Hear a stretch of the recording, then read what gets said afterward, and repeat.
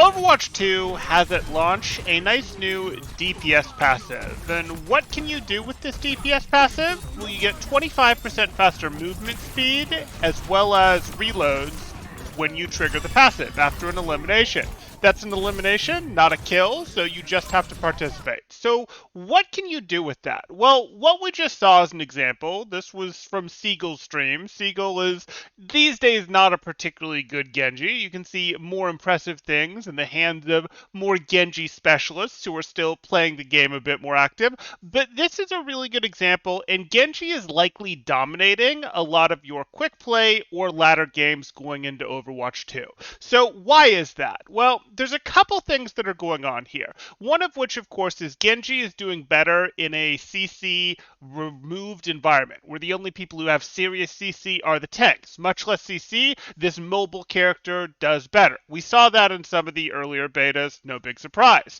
Another thing that's going on is, hey, this new DPS passive is absolutely wild. That's what we were talking about. That's the 25% faster movement speed as well as reload speed. That's pretty good. It makes it easier to stay in a Roadhog's blind spot to get to the next thing, and it goes particularly well with characters who are shorter range, like Reaper, to a degree Genji, that sort of thing, the flankers, as well as with someone like Genji, who already has a chain ability, where Genji gets his dash resets when he gets elimination. So now we have two things that he's getting, and he's turning into even more of an engine when a single elimination happens.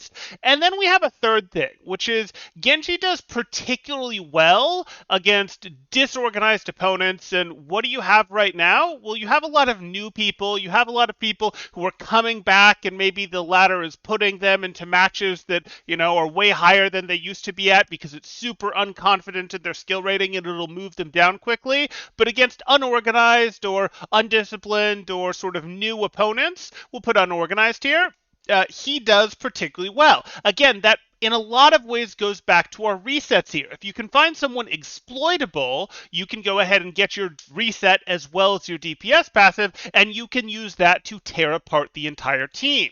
So what might you do to get that, to make that happen? Should you just pour resources into Genji? Well, maybe. We just saw that worked here. Nano was thrown on Seagull. Seagull went ahead and used that to get his engine going, and they've effectively won the team fight off of that. They've really turned the team fight off of that, because this is one they were behind in. So Ana Genji. Temporal, that's nothing new. We've known about Ana Genji as a solution forever. Those two have always had good synergy. Sure, but what else could we do if we really wanted to supercharge Genji into getting that elimination as early as possible? Well, the hard mercy pocket might have more of a place. Now, in the past, you'd have said some of the S-tier pockets for Mercy would have been Pharah, Ashe, Echo, slightly lower degree, stuff like Hanzo, Widow, maybe Casti, that sort of thing. The hit scan and then a couple of the projectiles. It could be fun to pocket a Genji as Mercy, but it wasn't like the strongest thing in the game. Is Genji now worth a pocket? Quite possibly. And if we're really trying to accelerate that first elimination, what if we just put all of our resources into Genji? Don't get me wrong, Ana is great for that with Nano, 50% damage boost, 50% damage reduction. That's fantastic, but that's only when Nano is up and we get less ults. So if instead, in some of your ladder games, maybe this will be the competitive strategy, it might be, a lot of metas are set around something being broken, and this DPS passive it probably is, but if you just went, hey, let's go ahead and hard pocket our Genji. We may or may not also give him a Harmony Orb, and then put Discord Orb on any squishy, and you're off to the races. Does Genji's dash by itself with Discord and damage boost take something out? No, but it doesn't take much beyond that to do it. Can Genji connect with any shurikens? Can a Winston or a Wrecking Ball jump in there? Can anything sort of get going on a Discord on a squishy, and then Mercy switches over to damage boosting the Genji?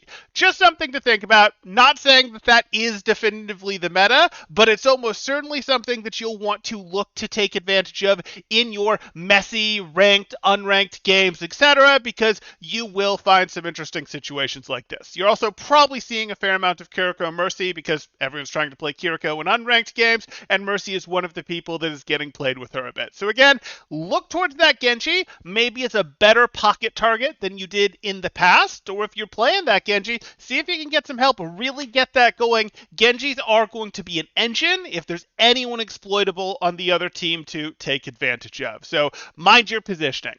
That's what I wanted to cover today. If you guys are enjoying the content, drop a like, consider subscribing for more thought-provoking Overwatch 2 content, and I'll see you in the next one. Thanks, Temporal out.